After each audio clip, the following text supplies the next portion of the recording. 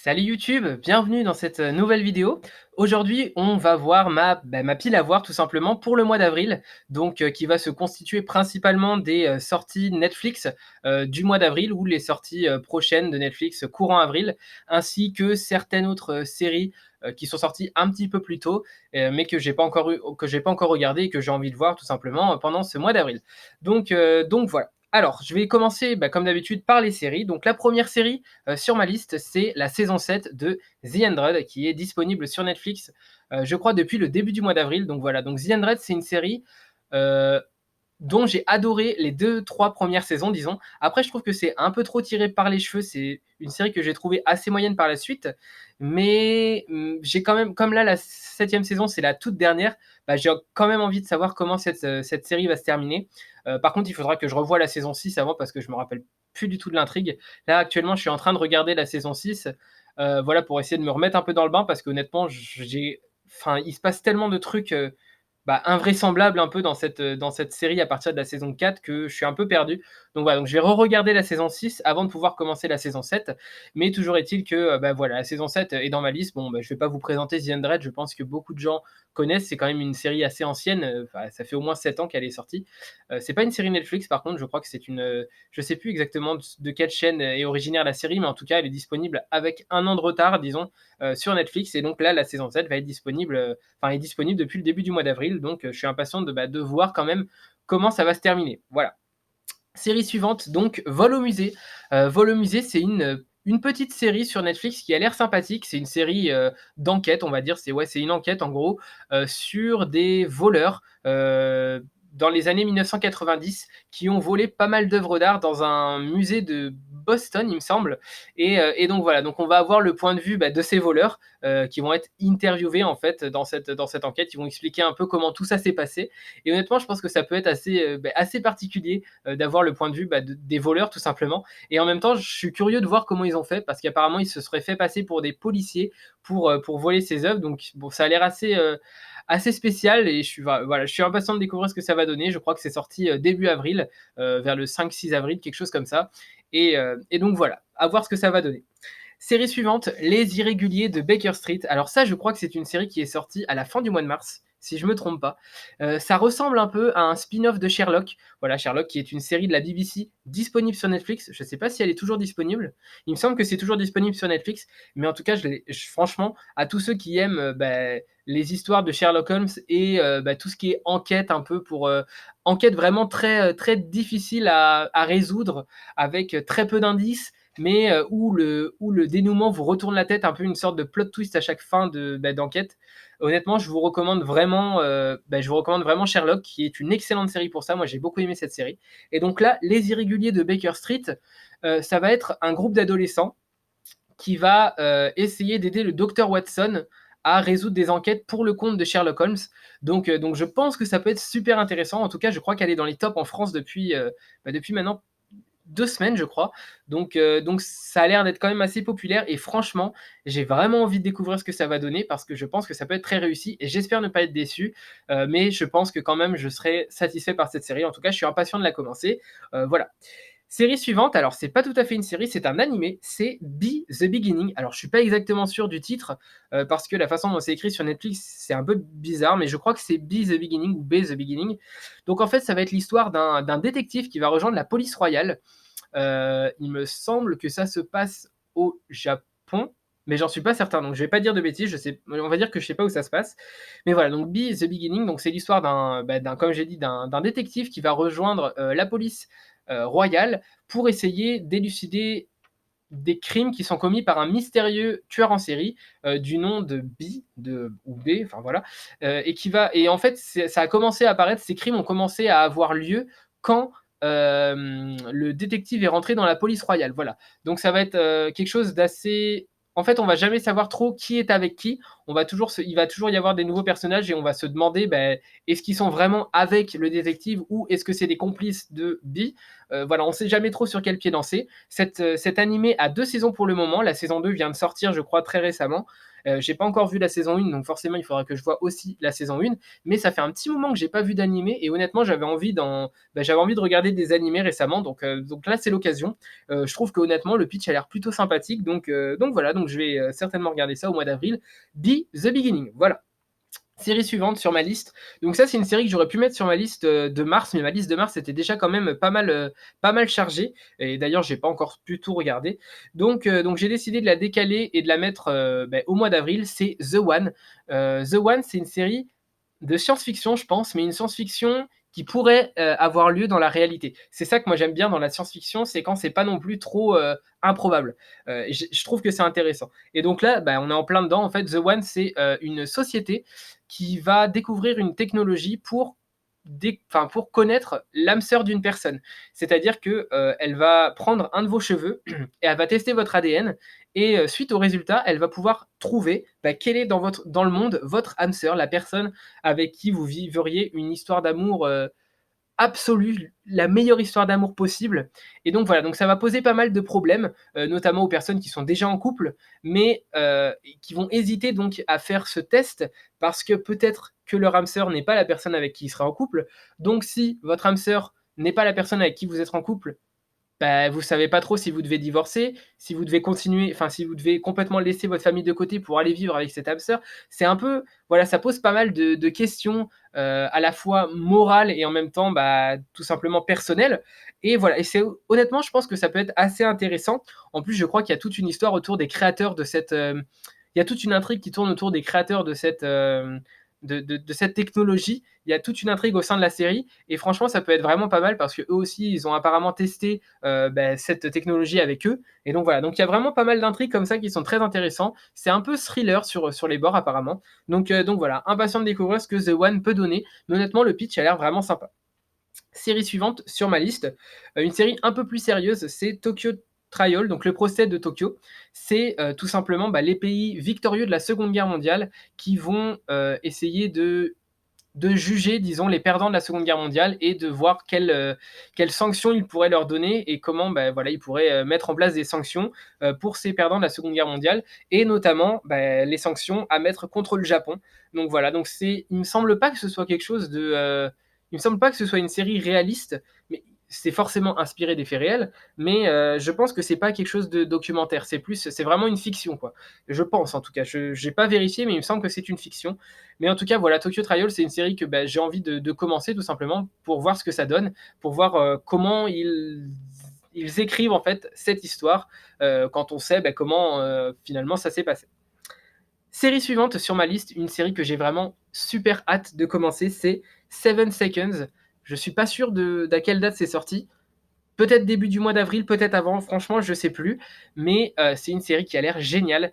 Ça va tout simplement parler d'une mère afro-américaine qui a perdu son fils de 15 ans, qui a été, je sais pas s'il a été assassiné ou s'il est juste disparu. Mais voilà, ça pose quand même beaucoup de questions, notamment sur le racisme. Et c'est forcément quelque chose de très en lien avec ce qui peut se passer dans la société, notamment aux États-Unis actuellement. Donc c'est une série qui, je pense, est importante, qui va être assez poignante. C'est une série dramatique, j'aime beaucoup les séries dramatiques, donc je pense que je vais tout simplement adorer voir le combat de cette mère pour retrouver la vérité que les policiers essayent de cacher, parce qu'apparemment ça cacherait un scandale policier, tout ça. Donc voilà, c'est très en lien avec ce qui se passe dans la société actuellement, et je pense que ça peut être vraiment super intéressant. Voilà. Donc c'est une série qui est dans ma liste, Seven Seconds. Je suis hyper impatient, je pense que c'est la série que je suis le plus impatient de découvrir de ma liste. Voilà. Série suivante dans ma pile à voir pour avril, c'est Feel Good. Voilà, une série un peu plus romantique, on va dire. Voilà, le mot est lâché, romantique.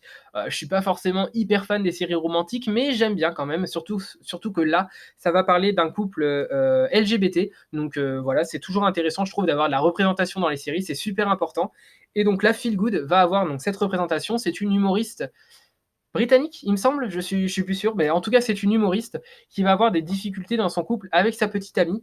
Et donc, on va voir comment elle va essayer de remettre son couple sur le droit chemin, d'essayer de régler les différents problèmes qu'il peut y avoir au sein de son couple, avec une intrigue de fond assez intéressante autour de tous ces shows, tout ça. Enfin voilà, j'ai pas trop lu plus que ça, j'ai simplement lu le petit résumé Netflix et j'ai vu la bande annonce sans le son comme d'habitude pour pas trop me spoil. Mais honnêtement, c'est une série que j'ai beaucoup envie de enfin je suis assez pressé de découvrir. En plus, l'ambiance a l'air très cocooning, très avec des couleurs assez, enfin ça a l'air vraiment super. Je suis vraiment impatient de pareil, de découvrir cette série. Série suivante sur ma pile à voir pour le mois d'avril, c'est Poupées Russes. Donc c'est une série assez ancienne. Elle est sortie il y a quelques temps. Je me demande si elle n'est pas sortie il y a au moins 2 ans. Mais la saison 2 va pas tarder à sortir et honnêtement, c'est une série que j'ai envie de regarder depuis un petit moment. Et donc là, j'ai enfin décidé de la mettre sur ma liste enfin sur ma pile à voir d'avril. Donc voilà, donc Ruth Handle ou Poupée Russe, peu importe, c'est l'histoire d'une jeune femme qui va revivre sans cesse la même soirée d'anniversaire. Et en fait, à chaque fois, au bout d'un moment, elle finit par mourir d'une certaine façon. Et donc elle va essayer de sortir de cette boucle temporelle. Elle est un peu bloquée dans une sorte de boucle temporelle. C'est vraiment quelque chose d'assez drôle. Enfin, en tout cas, c'est ce que ça a l'air vraiment très comique. Et donc voilà. Donc apparemment, elle va rencontrer des gens qui vont plus ou moins l'aider à sortir de cette boucle temporelle, qui vont aussi être piégés avec elle. Enfin voilà, c'est une histoire à la fois surnaturel et en même temps très très drôle apparemment. En plus, j'adore l'actrice principale, c'est l'actrice de je sais plus le nom de son personnage dans Orange is the New Black, mais voilà, c'est un personnage que j'adore dans Orange is the New Black. Et donc du coup là, la voir dans dans cette nouvelle série, je suis impatient de découvrir son rôle et je pense c'était déjà un personnage très à l'humour très fracassant dans Orange is the New Black et elle le jouait parfaitement. Enfin, je trouve qu'elle jouait super super bien. Et donc là, encore une série un peu humoriste. Enfin, Orange is the New Black n'est pas forcément une série humoristique, mais son personnage était un peu un comic relief de la série, même s'il avait un fond beaucoup plus lourd que ça.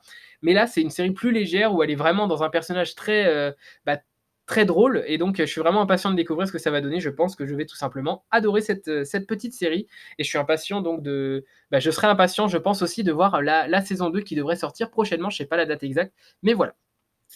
Série suivante sur ma pile à voir, Shadow and Bone. Donc Shadow and Bone, c'est une série fantastique, si je ne dis pas de bêtises, qui est inspirée des livres du nom de Grisha, il me semble. Donc c'est des livres que je n'ai pas vus, que je ne connais pas. C'est une série que je ne connais tout simplement pas du tout. J'ai juste lu le résumé Netflix et j'ai vu la bande-annonce sans le son. Donc ça va parler d'une jeune soldate qui va essayer de réunir son peuple autour du pouvoir magique qu'elle possède, parce que son peuple est en proie à des guerres, à une bagarre à l'intérieur même de son clan. Donc elle va essayer de tous les réunir autour de son pouvoir magique. Voilà, donc honnêtement, des séries fantastiques, je trouve que Netflix en sort assez peu. Il y en a quand même assez peu de manière générale. Et voilà, quand il y en a une, j'aime bien regarder voilà, de temps en temps une petite série fantastique. Donc là, ce sera Shadow and Bone pour le mois d'avril. Et voilà, je suis pas plus pressé que ça de découvrir ce que ça va donner, mais j'ai quand même envie de voir, donc je l'ai ajouté à ma liste. Série suivante, Qui a tué Sarah? Donc Qui a tué Sarah, il me semble que c'est sorti au mois de mars, je crois, mais je l'avais pas ajouté à ma liste parce qu'au début, je me disais: «Bon, c'est un énième thriller, j'ai pas forcément apprécié», mais c'est vrai qu'en regardant à 2 fois le petit pitch sur Netflix et les avis et en plus le fait que ce soit dans le top 10 France depuis vraiment un bon bout de temps maintenant, je me dis qu'il faudrait quand même que je regarde cette série parce que ça a l'air vraiment pas mal. Apparemment, le suspense est vraiment torride, genre il y a un suspense hyper intense dans cette série. À chaque épisode, en fait, on voit enfin, en fait, si vous voulez, l'histoire, c'est une personne qui a été emprisonnée à tort pour le meurtre donc de cette Sarah, et cette personne va essayer de découvrir qui a vraiment tué Sarah, du coup. Et on va voir l'histoire de plusieurs personnages dans chaque épisode, et à la fin de chaque épisode, on va se dire, mais c'est forcément lui, en fait. Et donc, du coup, ça fait qu'on va pas savoir du tout qui c'est jusqu'au dénouement final. En tout cas, j'espère que ça va se passer comme ça, qu'on va savoir vraiment qui a tué Sarah, puisque c'est le titre de la série, donc ce serait quand même bête de ne pas le savoir au bout de la première saison. Mais voilà, j'espère qu'on va savoir qui a tué Sarah au bout de la première saison et je suis impatient de découvrir du coup ce titre qui quand même qui me fait de l'œil, que j'ai envie quand même de découvrir. Je trouve que les séries à suspense sur Netflix ou les séries à suspense de manière générale, c'est des séries devant lesquelles on passe vraiment du bon temps parce qu'on a vraiment toujours envie de savoir la suite. On voit pas le temps passer et je trouve ça intéressant pour des séries.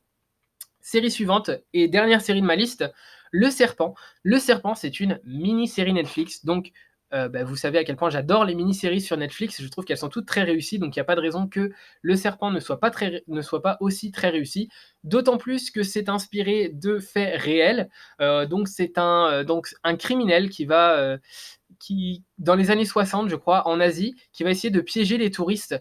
Voilà, donc c'est un thriller c'est un peu thriller psychologique, une mini-série thriller psychologique inspirée de faits réels. Honnêtement, que demande le peuple? Enfin voilà, on peut pas vraiment espérer mieux que ça. En plus, j'ai vu que les avis étaient vraiment très positifs sur Le Serpent. Ça ne m'étonne pas parce qu'une mini-série Netflix, c'est rarement mauvais. Quoique c'est vrai que j'avais été un peu déçu par, Mon Amie Adèle. J'avais aimé plutôt moyennement, enfin, j'avais bien aimé mais sans plus. Donc là, j'espère que j'aimerai quand même un peu plus, mais honnêtement, il y a peu de chances que je sois déçu vu le topo, sur la série. Voilà, donc c'est terminé pour mes séries à voir, donc dans ma pile à voir pour le mois d'avril. On va passer maintenant aux films et documentaires, donc là, il y en a quand même un petit peu moins. Mais voilà, premier film que j'avais envie de découvrir, c'est Madame Claude. Alors Madame Claude, c'est un film, dont le pitch m'a vraiment intéressé. Donc ça se passe déjà, dans le Paris des années 1960. Donc c'est, tout ce qui est années 1900 jusqu'à 1960, ouais, jusqu'à cette période-là, j'adore. Bah, pas les périodes de guerre forcément, je trouve qu'il y a enfin, à part parler de la guerre, il y a pas grand-chose à raconter. Mais, tout ce qui est Paris, des années jusqu'à la Première Guerre mondiale et ensuite après la Première Guerre mondiale, après la Seconde Guerre mondiale jusqu'aux années 70, c'est des époques que j'aime bien dans les séries parce que je trouve qu'il y a beaucoup de costumes, les décorations sont super jolies et en tout cas, j'espère que là, ça va être le cas. En plus, ça parle donc de Madame Claude qui est une personne importante dans le milieu du travail du sexe et donc voilà, donc c'est un peu particulier comme sujet. J'ai jamais vu de film, sur ce sujet-là, donc franchement, ça peut être super intéressant, et je suis impatient donc de découvrir ce que ça va donner. Autre film sur ma liste, alors un univers totalement, enfin radicalement différent, c'est Concrete Cowboy. Donc c'est, une série, sur tout simplement un jeune ado, afro-américain qui va passer l'été chez son père qu'il ne connaît pas, enfin qu'il connaît très, très peu et voilà, donc il est assez réticent au fait, d'aller, chez son père à la campagne parce qu'il habite, donc parce que ce jeune habite, à l'année à Détroit, donc en ville et il va aller donc à la campagne chez son père passer l'été. En plus, il ne connaît pas son père et en fait, il se trouve qu'il va pas se lier d'amitié, mais trouver sa place, on va dire, au sein d'un groupe de cow-boys. Franchement, ça a l'air super génial. Je trouve que ce film, juste à lire le pitch et à regarder le trailer, je trouve que ça a l'air trop génial. J'ai trop envie de voir ce que ça va donner. Je crois que l'acteur principal, c'est, un acteur de Stranger Things. Donc, Stranger Things qui est une série que j'aime pas mal, je trouve que c'est pas mal, donc voilà, à voir ce que ça va donner. Concrete Cowboy, donc voilà, je suis très impatient de découvrir. Le pitch me plaît énormément, donc voilà, on va voir ce que ça va donner. Série suivante, pardon, film suivant sur ma liste, un film d'animation. Alors il n'y en a pas souvent, j'en regarde pas énormément, sortis des Disney et des studios Ghibli, je ne regarde pas beaucoup de films d'animation, donc là c'est l'occasion. Et en plus, ça a l'air vraiment super, c'est Les Mitchell contre les machines, donc un film d'animation Netflix. Il y en a pas énormément, je crois qu'il y a eu Klaus qui était sorti il y a quelques années et que j'avais pas mal aimé quand même. Donc là, Mitchell contre les machines, c'est pas du tout dans la lignée de Klaus, c'est quelque chose de très humoristique. En fait, si vous voulez, il y a eu une apocalypse qui a été créée, on va dire, par les machines, par les robots, tout ça. Et donc, il reste une famille en vie, je crois, qui a qu'une seule famille en vie, les Mitchells, qui est une famille très, très, très particulière, très drôle, très spéciale, et qui va donc essayer de sauver la planète de l'apocalypse des machines. Et voilà, et ça a l'air vraiment super drôle. Voilà, comme j'ai dit auparavant, en plus, un film d'animation, donc de temps en temps, ça fait pas de mal. Et je suis vraiment impatient de découvrir ce que ça va donner. Je crois que ça sort à la fin du mois. Et donc voilà, donc c'est dans ma liste en tout cas.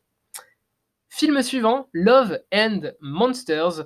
Love and Monsters, qui est un film science-fiction, pareil, post-apocalyptique, qui va parler d'un jeune homme qui est resté 7 ans dans son bunker et qui va décider de sortir de son bunker pour je crois, retrouver son amour de jeunesse, quelque chose comme ça. Donc ça a l'air plutôt drôle, ça a l'air d'être un film assez léger. J'espère qu'il y aura quand même une ambiance à la Jurassic Park, un peu, une ambiance un peu prenante comme ça, que ce sera pas trop gnangnan. J'ai un peu peur, honnêtement, je l'ai ajouté à ma liste, mais j'ai un peu peur d'être déçu par le film parce que le pitch me plaît, mais ça pourrait vite partir dans quelque chose qui me plaît pas trop. Donc voilà, à voir ce que ça va donner. En tout cas, Love and Monsters est dans ma liste et voilà, je suis quand même impatient de découvrir ce que ça va donner.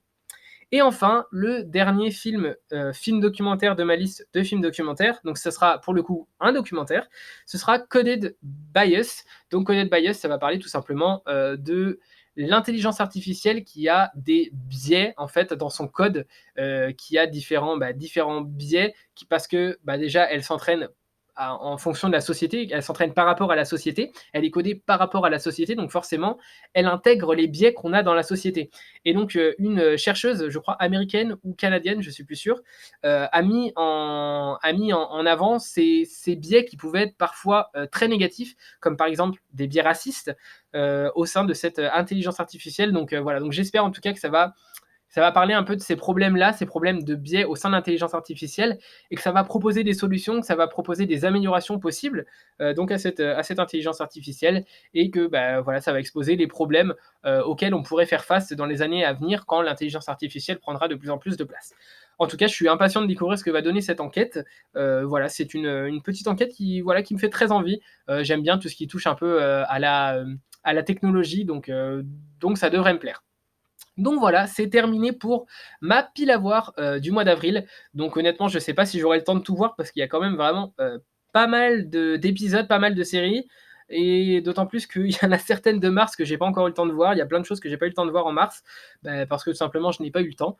Donc voilà, donc je vais essayer d'en voir le plus possible. Et si jamais vous avez des recommandations ou des séries qui vont sortir et que je n'ai pas citées dans ma liste, que je n'ai pas mis dans ma pile à voir et que vous me recommanderiez de regarder, voilà, je suis 100% preneur. N'hésitez pas dans les commentaires parce que voilà, j'aime toujours découvrir des nouvelles séries. C'est vraiment quelque chose que j'adore. Donc voilà, surtout n'hésitez pas. Donc c'est fini pour cette vidéo. Je vous dis à une prochaine pour une prochaine vidéo et d'ici là, salut!